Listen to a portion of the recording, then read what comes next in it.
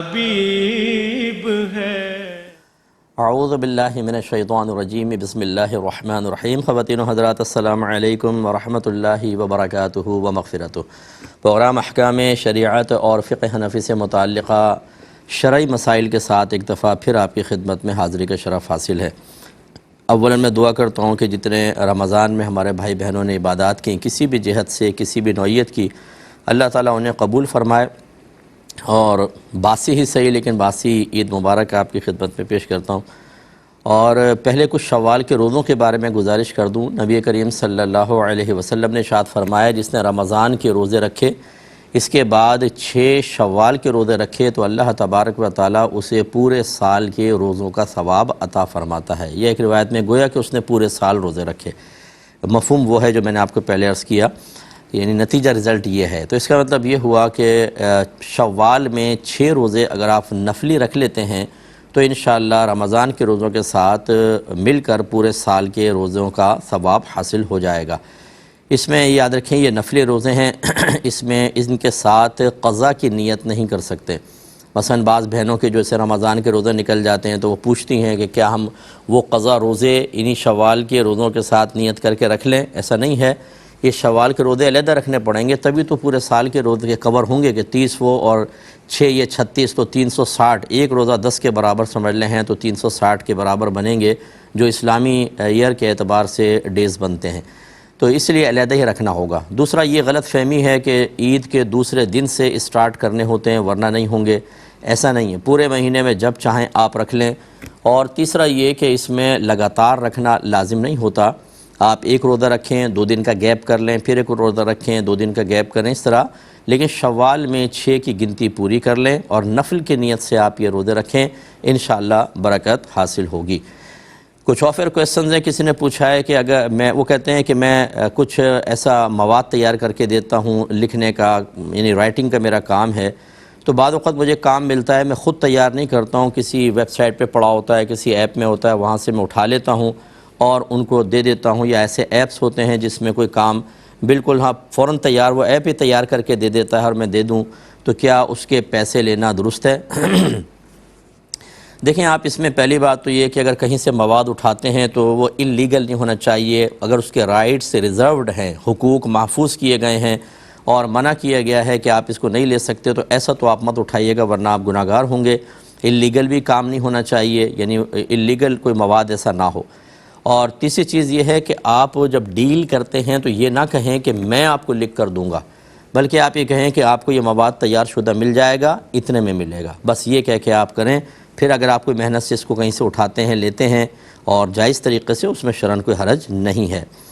ایک یہ بچی کہتی ہے کہ میں جیسے پاکستان میں تھی، میرا سارا جہیز وغیرہ یہیں تھا، پھر مجھے باہر آنا ہوا، میں شوہر کے ساتھ باہر چلی گئی، لیکن میرا سارا جہیز سسرال میں ہی پڑا ہوا ہے اور میری پرمیشن سے سسرال والے اس کو یوز کرتے ہیں، فریج وغیرہ ہے، اے سی وغیرہ دیگر چیزیں یوز کرتے ہیں۔ اب میں سوچتی ہوں کہ جو میرے بچے میرے ساتھ ہیں، ان کے اپنے بچے، تو کیا اس سامان پر ان کا حق ہے کہ نہیں، اور ان کا حق تلف تو نہیں ہو رہا؟ دیکھیں، بچوں کا حق آپ کے مال میں اس وقت بنتا ہے کہ جب آپ کا انتقال ہوگا، پھر ضرور ایسا ہے کہ وہ جہیز انہی کو ملے گا جو وارث بنیں گے، جس میں آپ جیسے آپ کے بچے ہیں، لیکن جب تک آپ حالت زندگی میں ہیں، یاد رکھیں اولاد کا آپ کے مال پر کوئی حق نہیں ہے۔ نہ ایسا ہے کہ اگر آپ کوئی مال کسی کو استعمال کرنے دیں اور بچوں کو استعمال نہ کرنے دیں تو حق تلفی ہو، ایسا کچھ نہیں ہے۔ چونکہ سسرال میں مال پڑا ہوا ہے، یہاں پہ لانا بھی بہت دشوار ہے، بچے آپ کے جاتے نہیں ہوں گے یا سال میں ایک دفعہ جاتے ہوں گے، تو اس لیے اگر آپ ان کو استعمال کرنے کی وسعت قلبی کے ساتھ اجازت دے رہی ہیں تو شرعاً کوئی حرج نہیں ہے، اور اس میں بچوں کی حق تلفی کا کوئی تصور نہیں ہوگا۔ ایک یہ کسی نے پوچھا کہ ہم نے 4 لاکھ میوچل فنڈ میں رکھے ہوئے ہیں، اس پر کوئی پروفٹ وغیرہ نہیں آ رہا، زکوٰۃ کا کیا حکم ہوگا؟ دیکھیں، ایسا کوئی بھی مال اگر آپ نے جیسے بینک میں رکھتے ہیں یا گورنمنٹ کی کوئی پالیسیز ہوتی ہیں کہ آپ پیسہ رکھ کے سیونگ سرٹیفکیٹس وغیرہ جیسے ہوتے ہیں اس پہ ماہانہ نفع بھی آتا ہے، یا سیونگ اکاؤنٹ کے اندر آپ رکھتے ہیں، جہاں پر بھی اس طرح پیسہ آپ کا پڑا ہوتا ہے اس کی شرعی حیثیت امانت کی ہے یا قرض کی ہے، اور اگر آپ کسی کے پاس امانت کوئی مال رکھواتے ہیں یا قرضہ دیتے ہیں تو اس پہ سال بہ سال زکوٰۃ بنتی رہتی ہے، تو لہٰذا اس پہ بھی آپ کی سال بہ سال زکوٰۃ بنتی رہے گی، چاہیں تو ابھی ادا کرتے رہیں اور چاہیں تو جب یہ آپ حساب کر کے رکھیں، جب یہ مال آپ کو ملے گا اس میں سے زکوٰۃ نکال دیں، لیکن بہرحال اس کی زکوٰۃ ہر سال فرض ہوتی رہے گی۔ ایک یہ بھائی کہتے ہیں کہ میرے پاس میرے والد کا ایک ٹریکٹر ہے جس کو میں استعمال کرتا ہوں، رجسٹریشن وغیرہ میرے والد صاحب کے نام پر ہی ہے، تو اس پر زکوٰۃ کا کیا حکم ہوگا؟ میرا سارا گزارا اسی ٹریکٹر سے ہوتا ہے۔ دیکھیں، ٹریکٹر چونکہ مال تجارت نہیں ہے، یہ نہ سونا ہے، نہ چاندی ہے، نہ کیش ہے، تو اس پر کوئی زکوٰۃ نہیں ہوگی، ٹریکٹر پہ کوئی زکوٰۃ نہیں ہوگی۔ ہم نے آپ کو سمجھایا تھا کہ زکوٰۃ 5 قسم کے مالوں پر ہوتی ہے: سونا، چاندی، روپیہ، مال تجارت اور جانور۔ اب جانور تو ہمارے شہروں میں تو بہت کم ہے، اس کو ہٹا دیں تو 4 مال بس ذہن میں رکھیں: سونا، چاندی، روپیہ، مال تجارت۔ روپے سے مراد کیش، کیش سے مراد اس میں پرائز بانڈ بھی آ جائے گا، سیونگ سرٹیفکیٹس وغیرہ آ جائیں گے،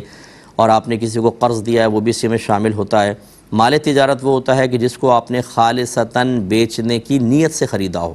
اور سونا چاندی تو بالکل واضح ہے۔ اب آپ دیکھ لیں اگر ٹریکٹر ان چاروں میں سے کچھ بھی نہیں ہے، لہٰذا اس پہ زکوٰۃ نہیں ہوگی، چاہے وہ کتنے ہی لاکھ کا ہو۔ ہاں، اس سے جو آمدنی آ رہی ہے اس آمدنی کے اوپر پھر دیکھا جائے گا کہ وہ چونکہ آپ زرعی زمین اگر آپ کی ہے تو اس کے اوپر عشر کا مسئلہ ہوتا ہے یا نصف عشر کا مسئلہ ہوتا ہے، اور اگر آپ کسی کے لیے کام کرتے ہیں تو وہاں سے جو آپ کو پیسہ ملتا ہے سال کے اینڈ میں اس کا پھر حساب کتاب ہوتا ہے، تو لہٰذا وہ ایک الگ چیز ہے، لیکن ٹریکٹر کے اوپر کوئی زکوٰۃ نہیں ہوگی۔ یہ کہتے ہیں کہ کسی بھائی نے کہا کہ میری بیوی کے پاس، زوجہ کے پاس 100 گرام گولڈ ہے، اور تو اس کی بناوٹ کا ریٹ لینا ہے یا صرف گولڈ کا لینا ہے؟ دیکھیں، جب آپ زکوٰۃ نکالتے ہیں تو بناوٹ کا کوئی اعتبار نہیں ہوتا، بناوٹ سے تو قیمت عموماً بڑھ بھی جاتی ہے، وزن کا اعتبار ہوتا ہے، کیسا بھی بنا ہو، کتنے خوبصورت ڈیزائن ہو، آپ اس زیور کو تلوائیں گے، اس کا جو وزن ہوگا اس کے حساب سے زکوٰۃ بنتی ہے۔ یہ کہتے ہیں کہ میرے والد صاحب نے، یعنی ان کے پہلے تو یوں کر لیں کہ دادا کا انتقال ہوا، والد صاحب کے پاس سب کی وراثت موجود تھی، تقسیم نہیں کی تھی، تو والد صاحب نے اپنی محنت سے کچھ چیزیں بنائی ہیں، تو اب کہتے ہیں کہ جب وراثت ادا کریں گے تو صرف دادا کی وراثت سب میں تقسیم ہوگی، یا والد صاحب نے جو اپنی محنت سے بنایا وہ چیزیں بھی تقسیم کی جائیں گی؟ دیکھیں، اصل میں محنت نہیں ہوتی، اصل یہ دیکھا جاتا ہے کہ دادا کے مال سے اگر آپ کے والد صاحب نے کچھ بنایا، جیسے کاروبار چل رہا ہوتا ہے، اس پہ پروفٹ ہوتا ہے، والد صاحب چلا رہے ہیں، دوسرے بہن بھائی جو ہیں وہ اس میں انوالو نہیں ہیں، اب انہوں نے اس جو کاروبار سے پروفٹ ہوا اس سے کچھ پراپرٹیز وغیرہ بنا لی، تو وہ اپنے پیسے سے تو نہیں بنائیں، وہ تو دادا کا، اگر والد صاحب کا کاروبار تھا تو آپ کے والد صاحب نے اس سے کام کیا، حالانکہ جتنا اس کے دادا کے انتقال کے بعد یا آپ کے والد کے انتقال کے بعد جتنا پروفٹ ہوگا اس میں دیگر ورثاء بھی شریک ہوں گے، تو لہٰذا بہتر یہی ہے کہ اگر دادا کے مال سے بنایا تھا تو اس سب کا حساب کر کے سب کو وراثت دی جائے گی، اور اگر ایسا تھا کہ والد صاحب نے اپنی جیسے کہیں نوکری بھی کر رہے تھے اس مال سے خود بنایا ہے، دادا کے مال کا کوئی دخل نہیں ہے، تو پھر آپ کے والد کا ہے، اس میں کسی اور کو بطور وارث حصہ نہیں ملے گا۔ ایک کالر ہمارے ساتھ ہیں، السلام علیکم، شاید لائن ڈراپ ہو گئی ہے۔ ایک یہ کویسچن کیا کہ آفس کی، یہ شاید پڑوسی ملک سے تھا، کہ آفس کی انشورنس تھی اور دوسرے بینیفٹس وغیرہ تھے، ان کے نامنی ہماری والدہ کو بنایا گیا تھا، ان کے والد کا انتقال ہوا، لیکن جب کیس چلا ان کی دادی نے کورٹ میں کیس کر دیا، یہ لڑکا کہتا ہے، تو کورٹ نے دادی کو بھی اس میں سے حصہ دلوایا ہے، کیا حکم شرع ہوگا؟ دیکھیں، مسئلہ یہ ہوتا ہے کہ اصول تو یہی ہے کہ جو مال میت کے موت کے وقت اس کی ملکیت میں نہ ہو، مطلب جیسے یہ پینشن ملتی ہے، یہ اس وقت ملکیت میں نہیں ہوتی، بعد میں ملتی ہے، اسی طرح جو آفس وغیرہ کوئی بینیفٹس وغیرہ دیتے ہیں، کوئی مال وغیرہ دیتے ہیں، وہ سب چونکہ بعد میں ملتا ہے تو وہ مال وراثت نہیں ہوتا، یہ اسی کو ملے گا جس کا نام وہ لکھوا کے گئے، جس کو نامنی آپ کہہ رہے ہیں، صرف اس کو ملے گا، کسی وارث کو اس میں حصہ نہیں ملے گا۔ یہ اصول ذہن میں رکھیں، پھر اس مسئلے کا میں حل بتاتا ہوں، لیکن ایک مختصر سے بریک کے بعد۔ بسم اللہ الرحمن الرحیم۔ تو میں سوال کا جواب دے رہا تھا، اس سے پہلے میں یہ بھی گزارش کر دوں کہ یو کے میں بھی اس وقت یہ ہمارا پروگرام لائیو چل رہا ہے، یو کے کیو ٹی وی پہ آپ ملاحظہ فرما سکتے ہیں، جو ہمارے بھائی بہن یو کے سے ہمیں دیکھ رہے ہیں تو ان سے گزارش ہے کہ آپ خود بھی دیکھیں اور دوسروں کو بھی ترغیب دیں کہ اب وہاں پر بھی اس کو لائیو دیکھا جا سکتا ہے۔ اچھا، یہ کہتے ہیں کہ جو انہوں نے پوچھا، اب مسئلہ تو یہ تھا کہ نومنی چونکہ والدہ تھیں، انہی کو ملنا چاہیے تھا، لیکن اگر وہاں کے کورٹ نے دادی کے حق میں بھی فیصلہ کر دیا ہے کہ اس میں سے کچھ دادی کو ملے گا، تو بہرحال قانون کی پیروی کرنی چاہیے، تو آپ کی والدہ کو سرنڈر کرنا چاہیے اور جتنا مال ان کے لیے کہا ہے وہ دے دیں۔ لیکن دادی کو یہ سوچنا چاہیے کہ آپ کا اس میں حق نہیں تھا، آپ نے زبردستی یہ کورٹ کے ذریعے لے لیا، تو ہو سکتا ہے کہ میدان محشر میں آپ کو اس کا جواب دینا پڑے۔ ایک یہ کہتے ہیں کہ میری بہن نے ایک دوسرے امتحان کی تیاری کرنی ہے اور کالج والے چھٹی نہیں دے رہے، تو کیا ہم جھوٹا میڈیکل سرٹیفکیٹ بنوا کر چھٹیاں لے سکتے ہیں کہ نہیں؟ دیکھیں، امتحان دینا کوئی ایسی شرعی مجبوری نہیں ہے جس کی بنا پر آپ جھوٹ جیسے گناہ کبیرہ اور دھوکے جیسے معاملات میں پڑ جائیں، کہ نبی کریم صلی اللہ علیہ وسلم نے ارشاد فرمایا کہ ومن غش فلیس منا، جو دھوکہ دے وہ ہم میں سے نہیں ہے۔ تو اس پہ وعیدیں ہیں، کافر تک سے آپ جھوٹ اور دھوکے سے کام نہیں لے سکتے ہیں۔ تو لہٰذا ہمارا مشورہ یہ ہے کہ آپ جا کے ملیں، ان سے ریکویسٹ کریں کہ بھئی ایگزام دینا ہے، 2-4 دن کی کتنی بھی دن کی چھٹی دے دیں، انشاءاللہ امید ہے کہ مل جائے گی۔ اس طرح کے جھوٹ وغیرہ بولنے کی اجازت اس مقام پر نہیں ہوگی۔ ایک ہی کسی نے کویسچن کیا کہ سنا یہ ہے کہ بیوی کو شوہر کے الٹے ہاتھ کی طرف سونا چاہیے، کیا یہ صحیح ہے یا نہیں؟ دیکھیں، شریعت نے اس میں کوئی پابندی نہیں رکھی، چاہے آپ الٹی طرف سوئیں چاہے سیدھی جانب سوئیں، شریعت نے کوئی پابندی نہیں رکھی، نہ اس قسم کا کوئی معاملہ کرنا چاہیے۔ ایک یہ کہتے ہیں کہ میری ساس نے 1997 میں اپنا آدھا گھر میرے نام کر دیا اور آدھا میری زوجہ کے نام کر دیا، پھر میں نے بھی اپنا آدھا اپنی بیوی کے نام کر کے رجسٹریشن وغیرہ کروا لی، پھر 2019 میں اس گھر کو ہم نے تعمیر کیا، ابھی کام چل رہا تھا کہ بیوی کا بھائی آ گیا کہ میرا بھی اس گھر میں حصہ ہوگا، کیا حکم شرع ہوگا؟ دیکھیں، اچھی طرح بات سمجھ لیجئے کہ اگر کوئی شخص اپنی زندگی میں کسی کو گفٹ دیتا ہے تو یہ گفٹ اس شخص کی ملکیت سے نکل کر سامنے والے کی ملکیت میں اس وقت داخل ہوگا جب یہ اس کو فزیکلی طور پہ باقاعدہ قبضہ دے دے اور تصرف کا، دخل اندازی کا مکمل اختیار دے دے۔ دخل اندازی کا اختیار کا مطلب وہ چاہے اس کو اب آگے بیچے، چاہے گفٹ کرے، چاہے توڑے، چاہے پھوڑے، وہ اس کی مرضی، ایسا کلی اختیار دینا ہوتا ہے، تب شے آپ کی ملکیت سے نکل کر اس کی ملکیت میں جاتی ہے۔ اور اگر آپ ایسا نہیں کرتے، زبانی کہہ دیتے ہیں بھئی یہ مال تیرا ہے، یہ مکان تمہارا، جیسے بیوی کو کہہ دے یہ مکان اب تیرا ہے، حتیٰ کہ اگر کاغذات بنوا دیے،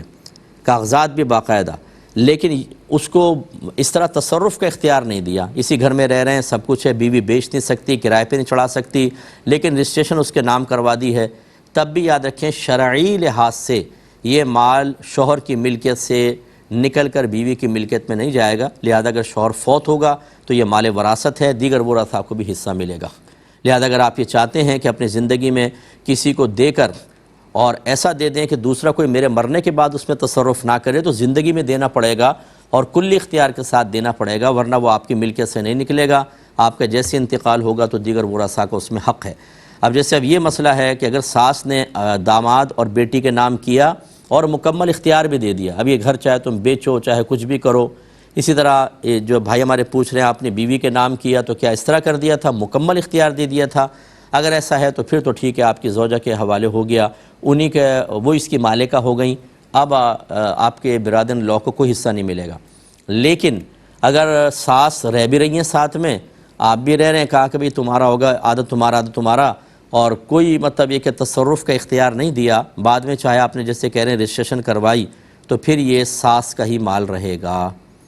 اور جیسے ساس کا انتقال ہوگا تو پھر آپ کی زوجہ کے بھائی کا بھی اس میں حصہ بنے گا۔ یہ اچھی طرح مسئلہ ذہن نشین کر لیں۔ ایک کالر ہمارے ساتھ ہیں، السلام علیکم۔ وعلیکم السلام مفتی صاحب، میرے 2 سوال ہیں۔ جی بیٹا بولیں، بولیے۔ جی میرا پہلا سوال یہ ہے کہ میرے بابا کی 98 میں شادی ہوئی تھی، تو اس وقت ان کا جو حق مہر تھا نا، انہوں نے وہ ادا نہیں کیا تھا، اب وہ ادا کرنا چاہ رہے ہیں، تو کسی نے کہا ہے کہ 1 سال کے کمائی کے مطابق ادا کرنا ہوگا، تو کیا یہ صحیح ہے؟ مہر کتنا مقرر ہوا تھا؟ مہر تھا 5000 ایسا تھا۔ ٹھیک ہے، میں بتاتا ہوں۔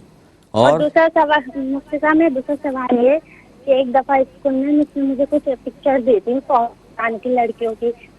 تو وہ میں نے اپنے ساتھ، ایک دوست کی ایک پکچر تھی، وہ میں اپنے ساتھ لے آئی، تو میں یہ پوچھنا چاہ رہی ہوں، اب وہ دوست بھی چلا گئی ہے، تو اب میں وہ پکچر کا کیا کروں، میں واپس اسکول میں دینے جاؤں؟ مطلب وہ تصویر تھی کس کی؟ وہ دوست کی تصویر تھی مفتی صاحب، میں وہ اپنے ساتھ لے آئی۔ چلے میں بتاتا ہوں انشاءاللہ، ٹھیک ہے۔ ایک اور کالر ہیں، السلام علیکم۔ جی میں تو لائن میں ہوں, آپ نے مجھے الٹ رکھایا ہوا ہے. جی جی فرمائیے, اب آپ آن لائن ہیں, بولیے, اب آپ بولیے. ہاں جی جی السلام علیکم جی. وعلیکم السلام. میں نے ایک سوال پوچھنا ہے بولے کہ بولے. میں نے کوئی کاروبار میں پیسے لگائے ہوئے ہیں, ہوں وہاں سے مجھے ہر مہینے پیسے آتے ہیں, ہوں تو زکوٰۃ جو نفع آتا ہے اس پہ ہوگی کہ جو میں نے پیسے لگائے ہوئے ہیں اس پہ ہوگی؟ اچھا یہ بتائیں کہ کس شرط کے ساتھ لگائے ہوئے, ہر مہینے فکس رقم آتی ہے؟ نہیں فکس نہیں, جو نفع ہو وہ دیتے ہیں, وہ کوئی فکس نہیں پرسنٹ ہے. تو طے ہوا ہوگا کہ نہیں ہوا ہوگا؟ نہیں کچھ نہیں کیا ہوا. چلے میں بتاتا ہوں. یہ بچی کا لے لیتے ہیں, کہتے ہیں کہ 98 میں ان کے بابا کی شادی ہوئی تھی غالباً, یہ کہا تو مہر نہیں دیا تھا والد صاحب نے, تو اب کسی نے ان کو کہا اچھا مہر تھا 5000, اب کسی نے کہا نہیں 1 سال کی جو کمائی ہوگی اس میں سے کچھ شیئر نکال کے دینا ہوگا, کیا حکم شرع ہے؟ دیکھیں اس طرح کے جو مشورے دیتے ہیں غلط سلط, جن کو دین کی ABC بھی نہیں آتی, ایک تو ان سے مشورہ نہ کیا کریں, اور دے تو اس کو بالکل اوائڈ کر دیں. معاملہ یہ ہوتا ہے کہ جو مہر مقرر ہوتا ہے اتنا ہی دینا ہے. تو 5000 دینا ہے, چاہے اس کو ادائیگی کے اندر 10 سال لگ گئے ہوں, 20 سال لگ گئے ہوں, کوئی اس سے فرق نہیں پڑے گا, وہی 5000 جو اس زمانے کے تھے وہ دینے ہوں گے. ایسے بھی نہیں کر سکتے کہ آپ کیلکولیشن کرنا شروع کریں کہ اس زمانے کا 5000 آج کے 5 لاکھ کے برابر, تو جی 5 لاکھ دو, ایسا نہیں. جو مقرر شدہ ہوتا ہے وہی دینا ہوتا ہے. اب اس میں کبھی نقصان بھی ہوتا ہے, جیسے کیش ہے تو اس وقت کا 5000 کہاں, اور اب 5000 کی کوئی ویلیو نہیں ہے. اور فائدہ بھی تو ہو سکتا ہے کہ اگر مہر میں گولڈ رکھا تھا تو اس وقت گولڈ کا ریٹ اور اب گولڈ کا ریٹ فرق آ سکتا ہے, تو لیکن بہرحال جو مقرر ہوا تھا وہی دینا ہوگا, سال کی کمائی وغیرہ سے اس کا کوئی تعلق نہیں ہے. اگر یہ آپ بچی جو کہا کہ میں تصویر لے آئی ہوں دوست کی, تو آپ اس کو رکھ لیں کسی البم وغیرہ میں, مل جائے کبھی زندگی میں تو دے دیجئے گا, ورنہ آپ پر آخرت میں کوئی گرفت کوئی وبال نہیں ہے. ہاں اگر آپ نے خیانت کی کوئی نیت کی ہو, کہ جیسے کوئی امانتاً رکھوائے اور آپ نے کسی اپنے منفی مقصد کے لیے اس تک امانت واپس نہیں پہنچائی, تو اس فعل پر اللہ کی بارگاہ میں توبہ ضرور کر لیں کہ اس بری نیت کے اوپر یا خیانت کے ارادے کے اوپر. لیکن اگر آپ کا ایسا کوئی ارادہ نہیں تھا, اچانک ایسا ہوا کہ لے آئیں اور ذہن میں نہیں رہا, تو آپ اس کو اپنے پاس رکھ لیں, ادا کرنے کا موقع مل جائے ٹھیک, ورنہ وہ آپ کے لیے کوئی قابل گرفت چیز نہیں ہے. یہ ہماری بہن نے کہا کاروبار میں پیسے لگائے ہوئے ہیں اور منافع وغیرہ کوئی طے نہیں ہوا, جتنا وہ ہے وہ دیتا ہے, تو کیا حکم شرع ہوگا؟ زکوٰۃ کا تو میں بعد میں آپ کو بتاتا ہوں, پہلے یہ سمجھ لیجئے کہ جتنا آپ نے مال لگایا,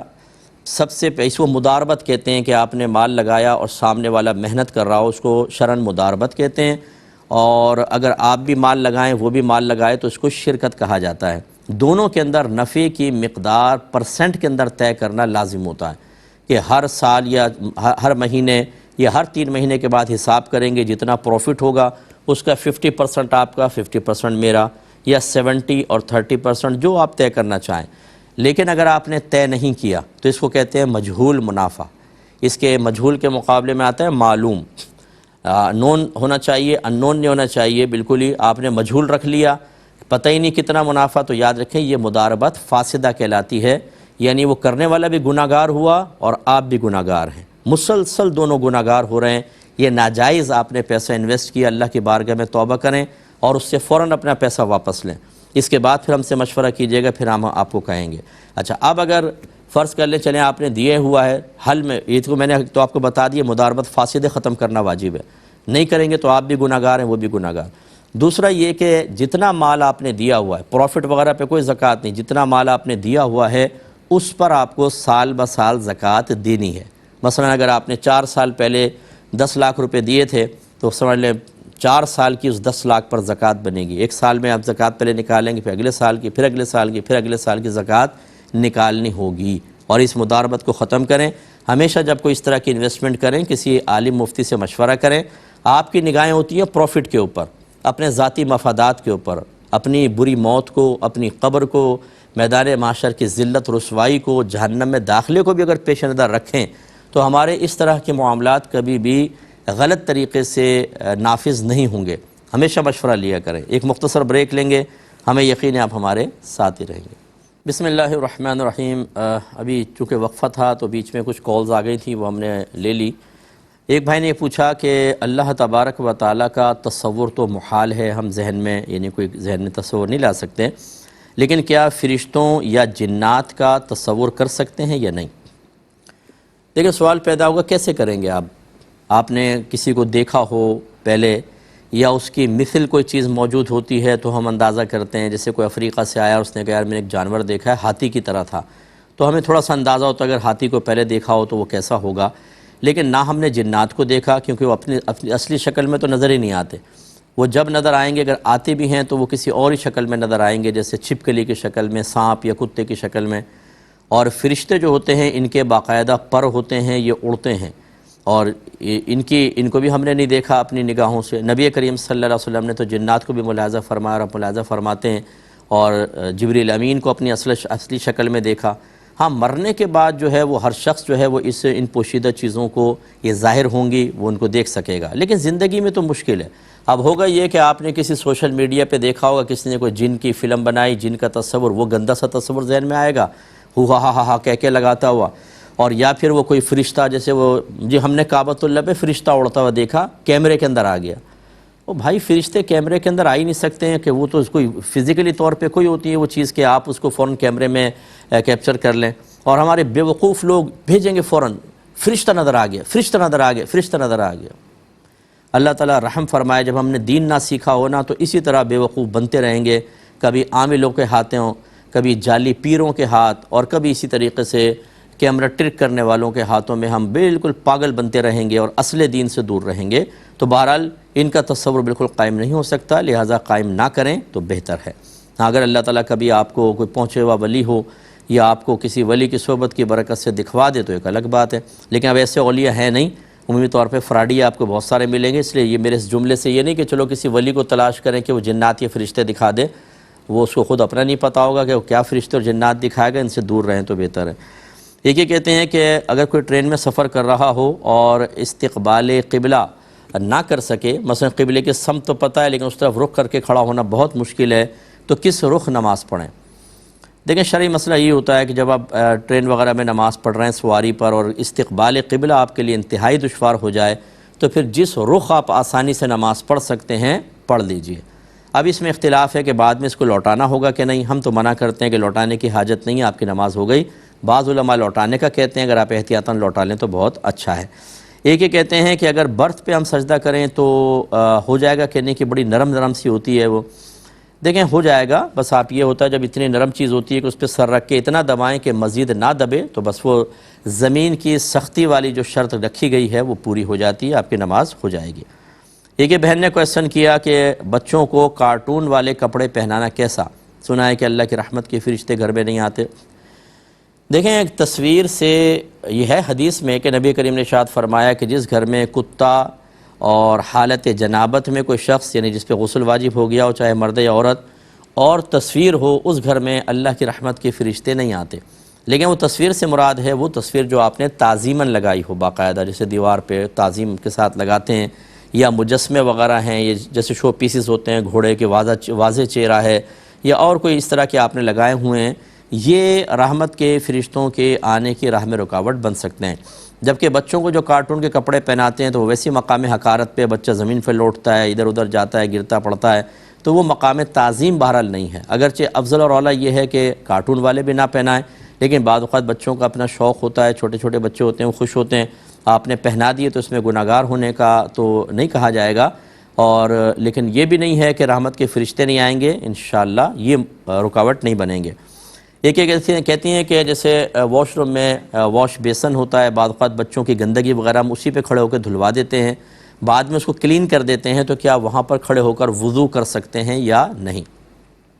بالکل آپ کر سکتے ہیں کہ جب آپ نے واش بیسن کو بالکل پاک کر لیا, یعنی اچھی طریقے سے پانی ہر طرف بہا لیا آپ نے, کہ آپ کو اطمینان ہو گیا کہ اگر کہیں ناپاکی کی چھینٹیں پڑی بھی تھیں تو پانی اس کو بہا کر لے گیا ہے, تو واش بیسن بالکل پاک ہے. اب جب پاک ہے تو پاک جگہ پہ کھڑے ہو کر آپ کر سکتے ہیں. اب یہ الگ بات ہے کہ طبیعت کی نفاست ایک الگ چیز ہوتی ہے, کہ بعض اوقات دل نہیں چاہتا کہ ایسے مقام پر انسان کھڑے ہو کر وضو کرے, وہ آپ کی بات نہیں, پاکیزگی کا مسئلہ ہے. شرعی لحاظ سے ایسے واش بیسن پر وضو کرنا جبکہ اس پہ کوئی ناپاکی وغیرہ باقی نہ ہو بالکل جائز ہے, آپ ادھر کر سکتی ہیں.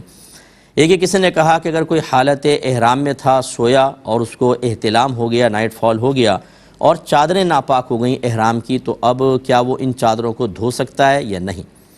جی بالکل دھو سکتا ہے. اگر دوسری چادریں ہیں تو ان کو اتار کے رکھ دیں, دوسری چادریں پہن لیں, ٹھیک ہے نا, یوں کر لیں, لیکن دوسری چادروں پر خوشبو نہ لگی ہو یہ ذہن میں رکھیں, کیونکہ اگر خوشبو لگی ہوگی دم لازم ہو جائے گا۔ جو ہم نیت کر کے یہ چادریں پہن کے نیت کرتے ہیں ان میں تو پہلی خوشبو لگاتے ہیں، اس کا مسئلہ نہیں ہے، لیکن کبھی یہ چادریں اتار کے دوسری چادریں بدلیں تو وہ خوشبودار نہیں ہونی چاہیے ورنہ دم لازم ہوگا۔ تو اگر نہیں ہے تو وہ یوز کر لیں اور اگر ہیں لیکن آپ چاہتے ہیں کہ انہی کو کنٹینیو رکھیں تو آپ بالکل جا کے واش روم وغیرہ میں ان کو پاک کر لیں احتیاط کے ساتھ، جتنے حصے پہ نجاست لگی ہے اتنا حصہ پکڑ کر اور احتیاط سے واش بیسن وغیرہ میں جیسے پانی کھول دیں اور اس کو ملتے رہیں، جب یقین ہو جائے کہ پانی نجاست کو بہا کر لے گیا تو بس یہ پاک ہو گیا۔ اس کے بعد اس کو تھوڑا نچوڑ وغیرہ کر کے آپ پہن سکتے ہیں انہی چادروں کو، اس میں کوئی حرج نہیں ہوگا۔ کچھ اور کویسچنز ہیں میں وہ بھی لے لیتا ہوں۔ میں کالز اس لیے نہیں لے رہا ہوں کہ تھوڑے سے کویسچن پہلے کے باقی ہیں ان کو میں کمپلیٹ کر لوں۔ یہ کہتی ہیں ایک بہن نے پوچھا ہے کہ اذان کے وقت یا ذکر الہی کرتے ہوئے کیا سر پہ دوپٹہ لینا لازم ہے؟ دیکھیں لازم بمعنی فرض یا واجب نہیں ہے، بہتر ہے، اچھا ہے کہ جب یہ ادب کا تقاضا ہوتا ہے کہ اذان ہو رہی ہے تو عورتیں سر پہ دوپٹہ لے لیں، کھانا کھاتے ہیں تو بھی ادب ہے، واش روم میں جائیں تو ادب ہے،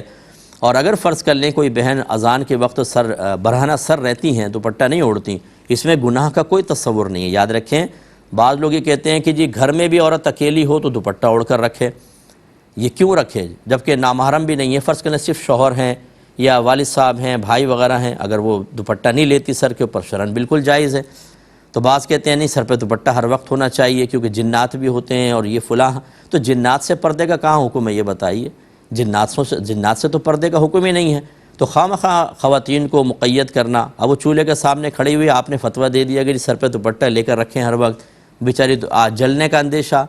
گرمی میں ذرا کھڑے ہونا، ایسے لوگ ذرا 1 گھنٹے کھانا بنائیں تو پتہ چل جائے اچھی طریقے سے کہ کتنی مشکل سے بہنیں کام کر رہی ہوتی ہیں، تو لہٰذا یہ بیجا سختیاں کرنے کی حاجت نہیں ہوتی ہے، تو اس لیے آپ سر پہ لے لیں تو ادب ہے، بہتر ہے، نہیں لیں تو کوئی گناہ نہیں ہوگا۔ یہ کہتے ہیں کہ حالت روزہ میں اگر سوتے میں احتلام ہو جائے انسان کو تو قضا لازم ہوگی یا کفارہ لازم ہوگا، اور کفارہ اگر ہے تو کیا کفارہ ہے؟ دیکھیں روزہ جو ٹوٹتا ہے وہ غسل واجب کرنے سے ٹوٹتا ہے، غسل واجب ہونے سے نہیں ٹوٹتا۔ کرنے اور ہونے میں فرق یہ ہے کہ کرنے میں تو آپ کا اپنی قدرت، اپنا اختیار، اپنا ارادہ، اپنا عمل ہوتا ہے، جیسے زوجین باہم تعلق قائم کر لیں یا خدا نخواستہ کوئی اپنے اوپر خود ہی غسل واجب کر لے، یہ کرنا کہلائے گا، اس سے روزہ ٹوٹ جاتا ہے۔ اگر زوجین کرتے ہیں جسمانی تعلق تو اس میں قضا بھی ہے اور کفارہ بھی ہے، اور کفارہ 60 روزے لگاتار ہیں وہ رکھنے ہوں گے، اور ایک روزہ قضا کا 61، ایک روزہ علیحدہ بھی رکھ سکتے ہیں لیکن 60 لگاتار رکھیں گے۔ اور اگر جسمانی تعلق سے نہیں ہوا بلکہ ویسے ہی کسی نے غسل واجب کیا ارادتاً اپنے اوپر تو اس میں قضا ہے، کفارہ نہیں ہوتا۔ اور یاد رکھیں کہ اگر غسل واجب کیا نہیں ہے بلکہ ہو گیا ہے، جیسے یہ آپ نے ارشاد فرمایا کہ سوتے میں احتلام ہو گیا، اس پہ نہ قضا ہے نہ کفارہ، روزہ باقی رہتا ہے، اس میں روزہ ٹوٹتا ہی نہیں ہے۔ تو بس یہ بنیادی اصول یاد رکھیے گا، کرنے سے روزہ ٹوٹے گا، غسل واجب ہونے سے نہیں ٹوٹے گا۔ تو سوتے میں جب احتلام ہوتا ہے تو غسل واجب ہوتا ہے، آپ نے کوئی قصد و ارادے سے تو نہیں کیا، تو اس پر روزہ نہیں جائے گا، یہ ذہن میں رکھیں۔ ایک کویسچن ہی کیا تھا کہ یہ جو ہم کہتے ہیں کہ بھائی بڑے مبارک ہو، اس کا مطلب کیا ہوتا ہے؟ اس کا مطلب یہ ہوتا ہے کہ ہم یہ کہہ رہے ہیں کہ اللہ تعالیٰ آپ کو اس میں برکت عطا فرمائے، مبارک، برکت دیا ہوا، یہ اس میں مفعول کا صیغہ ہے، تو ہم یہ دعائیہ جملہ کہتے ہیں بھائی مبارک ہو، یعنی اللہ آپ کو اس میں مزید برکت عطا فرمائے۔ ابھی آگے کویسچن کرتے ہیں کہ اگر فرض کر لیں کسی نے کوئی غلط قسم کا معاملہ کیا ہو اور اس پر ہم مبارکباد دے دیں، مثلا کسی نے حرام پیسے سے گاڑی خریدی، ہم نے اس پر مبارکباد دے دی، کوئی ناجائز شرط جیتا اور ہم نے اس پہ مبارکباد دے دی، تو کیا حکم شرع ہوگا؟ دیکھیں ایسے افعال جو حرام اور گناہ کبیرہ ہوتے ہیں، اور خاص طور پہ وہ افعال کہ جو بالکل قرآن کی واضح آیات سے ان کا حرام ہونا ثابت ہوتا ہے، جن کو حرام قطعی کہتے ہیں، ان پر مبارکباد دینے میں تو ایمان کا خطرہ ہے۔ مثلا کوئی جوئے میں جیت گیا، ہم نے کہا مبارک ہو، معاذ اللہ ثم معاذ اللہ، جوا تو حرام اور گناہ کبیرہ، نص قطعی سے حرمت ثابت، اس پر مبارکباد دینے کا مطلب ہم یہ کہہ رہے ہیں جوئے میں برکت ہو، اور خوشی کا اظہار کرنے حرام چیز کے اوپر، اس میں اس شخص کا ایمان بھی چلا جائے گا، اس کو احتیاطاً تجدید ایمان اور تجدید نکاح کرنا ہوگا۔ ایسی جو آپ نے شرط کی بات بیان فرمائی، یہ جوا ہوتا ہے، اس میں یہی حکم ہوگا۔ لیکن اگر حرام پیسے سے گاڑی خریدی ہے تو گاڑی خریدنا فی نفسی کوئی حرام چیز نہیں ہے، یا گاڑی فی نفسی کوئی حرام اور ناجائز نہیں ہے کہ اس گاڑی کے اوپر حرمت قطعی وارد ہوئی ہو، بلکہ یہ تو چلے اس نے حرام پیسے سے لیا اور وہ بھی آپ کہہ رہے ہیں کہ حرام پیسے سے لیا، ہو سکتا ہے اس نے حلال بھی ملا لیا ہو،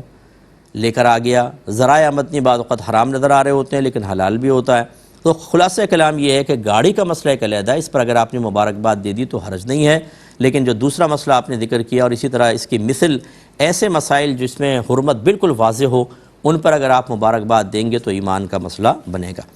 ایک ہی کہتے ہیں کہ بعض اوقات لڑکی کے رشتے کے لیے جیسے لوگ آتے ہیں تو وہ کہتے ہیں کہ جی لڑکی کی تصویر ہمیں پرنٹ کروا کر دے دیں، تو رشتے کے لیے اس طرح دینا کیسا ہے؟ یا یہ آپیاں آپا باجیاں جو ہوتی ہیں نا، یہ رشتے کرواتی ہیں تو تصویر لیتی ہیں۔ دیکھیں، رشتے کے لیے تصویر کو پرنٹ کروانا شرعاً جائز نہیں ہے، کیونکہ پازیٹیو نکالنا تصویر کا یہ حرام ہے اور بلا بہت ہی سخت ضرورت کے علاوہ جائز نہیں ہے۔ تو اب اس کا متبادل چونکہ آ گیا، اب تو یہ بھی بالکل ہم کہیں گے جائز نہیں ہے۔ ڈیجیٹل فارم میں سب چیزیں آ گئی ہیں، آپ کیمرے سے پکچر لے لیں، یعنی کیمرے کے اندر لے لیں، موبائل سے لیں، موبائل سے اس کو ان کو واٹس ایپ کر دیں یا کسی ذریعے سے میل وغیرہ کر دیں، لیکن اب اس طریقے سے پرنٹ آؤٹ نکلوانا رشتے کے لیے شرعاً جائز نہیں ہے۔ جو رشتہ کروانے والے ان کو بھی چاہیے اب وہ دقیانوسی سسٹم البم کا ختم کریں، اب کمپیوٹر کے اوپر آ جائیں اور وہاں پر پکچر ہی سب کو دکھایا کریں، یہ شرعاً صحیح ہو جائے گا۔ ایک انہوں نے پوچھا ہے کہ اگر ہم کوئی سری نماز پڑھ رہے ہیں، یعنی جس میں آہستہ قرات ہوتی ہے، ظہر کی ہے، عصر کی ہے، اور اس میں شرعی مسئلہ جیسے ہم بیان کرتے ہیں وہ یہ پوچھنا چاہ رہے ہیں کہ اتنی آواز ضروری ہوتی ہے اس میں بھی کہ اپنے کان اپنی آواز کو سنیں، لیکن وہ کہتے ہیں کہ اگر پنکھا چل رہا ہے، بہت تیز آواز ہے اس کی یا دیگر آوازیں آ رہی ہیں، تو کیا ہم اپنے کانوں تک پہنچانے کے لیے آواز کو تھوڑا سا بلند کر سکتے ہیں؟ دیکھیں، اچھی طرح یاد رکھیں کہ سری نماز میں بھی اتنی قرات لازم ہے کہ آپ کی آواز اپنے کانوں تک پہنچے، یہ ہے شرعی مسئلہ، پہنچانا لازم نہیں ہوتا، ٹھیک ہے نا۔ اس کا مطلب کیا ہے کہ اگر کوئی آوازیں ہیں، آپ کسی فیکٹری میں کام کر رہے ہیں، مشینیں چل رہی ہیں، تو کیا آپ چیخ کے کانوں تک پہنچائیں گے؟ نہیں، بس اتنا ہونا چاہیے کہ اگر اب یہ مشین بند ہو جائے، ابھی یہ پنکھا بند ہو، ابھی آوازیں ختم ہو جائیں، تو آپ کے کان بآسانی آپ کی آواز کو سن رہے ہوں، بس اتنی آواز رکھنی ہوتی ہے، اس سے زیادہ نہیں۔ بلکہ اگر آپ نے پنکھے کی وجہ سے آواز کو بلند کیا اور وہ سر سے جہر کے اندر آواز چلی گئی، یعنی 4 آدمی یہاں 4 آدمی یہاں، مثال کے طور پہ آپ نے آواز تھوڑی بلند کی کہ کانوں تک آواز پہنچ، اچانک بجلی گئی، پنکھا بند ہوا، تو آپ نے محسوس کیا کہ آواز تو بہت دور تک جا رہی ہے، تو یاد رکھیں آپ پہ تو سجدہ سہو لازم ہو جائے گا، اور گناہگار علیحدہ ہوں گے کہ سری میں جہر کرنا اور جہری کو سری جان بوجھ کے پڑھنا گناہ ہوتا ہے۔ تو اس لیے بہرحال بس اتنی آواز آپ رکھیں کہ آپ کے کان تک سن لیں، اب چاہے پنکھے کی وجہ سے آپ کو اپنی آواز نہ سنائی دے رہی ہو، کوئی مسئلہ نہیں ہے، اتنی آواز رکھنا بس لازم ہوتا ہے، آپ کی نماز ہو جائے گی۔ یہ کہتے ہیں کہ کسی کا پیٹھ پیچھے مذاق اڑایا، کوئی دوست تھا، یا غیبت کر دی، تو اب ہمیں ندامت ہوئی، تو کیا ہمیں پہلے اس کو بتانا ہوگا کہ ہم نے تمہارا مذاق اڑایا، غیبت کی، پھر اس سے معافی مانگیں، پھر اللہ تعالیٰ سے معافی مانگیں، یا ڈائریکٹ ہم اللہ تبارک و تعالیٰ سے معافی طلب کر سکتے ہیں؟ دیکھیں، آپ ڈائریکٹ معافی اللہ سے طلب کریں گے، ایسی صورت میں اس کو نہیں بتائیں گے۔ یہ سمجھ لیجئے کہ مذاق کیوں حرام کیا گیا، کسی کا مذاق مت اڑاؤ، کسی کی غیبت نہ کرو، اس لیے کہ یہ باتیں جب اس مسلمان بھائی تک پہنچیں گی، یعنی ایک سبب یہ بھی ہے تو اس کی دل آزاری ہوگی، اس کو تکلیف ہوگی، اس کو پریشانی ہوگی، تو جب آپ تکلیف اور پریشانی اس کو دیتے ہیں، تبھی پھر اس تکلیف اور پریشانی کو رفع کرنے کے لیے، اس کے تدارک کے لیے آپ اس سے معافی طلب کرتے ہیں۔ اب جب آپ کے مذاق کی اطلاع پہنچی نہیں ہے، غیبت آپ نے پیٹھ پیچھے کی، اس کو پتہ ہی نہیں کہ آپ نے غیبت کی ہے، تو اس کی دل آزاری نہیں ہوئی، لیکن بہرحال ایک حکم شرع تو آپ نے پامال کیا کہ اللہ اس کے رسول نے منع کیا تھا، تو اس کا مطلب ہے کہ ابھی اس بندے کو تکلیف نہیں ہوئی، آپ نے اللہ کے حکم میں کوتاہی کی ہے، تو صرف اسی میں آپ توبہ کر لیجئے، بس کچھ نہیں۔ بلکہ اب اگر آپ جا کر اس کو یہ بتائیں کہ میں نے تیری غیبت کی ہے، میں نے تیرا مذاق اڑایا ہے، تو اب دل آزاری ہوگی کہ نہیں ہوگی؟ حالانکہ دل آزاری تو منع تھی، اور یہ عمومی طور پہ ہوتا ہے۔ اگر آپ کسی کو کہنے ہیں میں نے تیرا مذاق اڑایا، معاف کر دیں، وہ بولے گا کیسے اڑایا بتاؤ ذرا، میری کیا غیبت کی تھی، وہ پوری انکوائری کرے گا، اور پھر آپ جب یہ بیان کریں گے تو اس کی دل آزاری ہوگی۔ آپ نے معافی مانگنی ہے کہ دل آزاریاں کرنی ہے جا کر؟ تو جب اللہ تبارک و تعالیٰ نے پردہ رکھا ہے تو بس آپ اللہ سے معافی طلب کریں، لیکن چونکہ یہ منع تھا، اس کے حق میں کوتاہی تو ہوئی ہے، تو آپ یہ ضرور کریں کہ اس کے لیے دعائے بخشش و مغفرت کریں، اس کے لیے کچھ ایصال ثواب کریں، ہو سکے تو کوئی ثواب جاریہ کر دیں ان کے لیے، ایسے لوگوں کے لیے جن کے آپ نے غیبت کی ہے، مذاق اڑایا ہے، تاکہ میدان محشر میں گرفت کے امکانات بالکل ختم ہو جائیں۔ جب وہ آئے گا میدان محشر میں پہاڑوں کے برابر نیکیاں دیکھے گا، وہ اللہ سے کہے گا اللہ تعالیٰ، یعنی جو حدیثوں کا مفہوم ہے اس کے اعتبار سے میں عرض کر رہا ہوں کہ وہ کہے گا اللہ تعالیٰ یہ نیکیاں تو میں نے کی نہیں، یہ کہاں سے آئیں؟ اور جب اللہ تعالیٰ اس کو بتائے گا کہ تیرے ایک بھائی نے تیری غیبت کی تھی اور اس کے کفارے کے طور پہ اتنی نیکیاں تجھے وہ ایصال کرتا رہا ہے، تو مجھے اللہ کی رحمت سے امید ہے کہ انشاءاللہ وہ فوراً راضی ہوگا اور بالکل گرفت نہیں کرے گا۔ تو یہ طرز عمل ضرور اختیار کیا جائے۔ اب چونکہ پروگرام کے وقت تقریباً ختم ہو چکا ہے، انشاءاللہ اسی وقت میں 8 سے 9 بجے کے درمیان کل آپ سے ملاقات کا شرف حاصل ہوگا۔ اس وقت تک کے لیے اپنے میزبان کو، ہماری کیو ٹی وی کی پوری ٹیم کو اجازت مرحمت فرمائیں۔ آپ ہمارے لیے دعا کیجئے، ہم آپ کے لیے دعا گو ہیں کہ اللہ تبارک و تعالی ہمیں دین اسلام سیکھ کر جس طرح بہت ساری ہم نے دنیاوی ذمہ داریاں لی ہوئی ہیں، دوسروں تک اس علم کو پہنچانے کی ذمہ داری بھی اپنے اوپر نافذ کریں۔ آمین۔ وآخر دعوانا ان الحمدللہ رب العالمین۔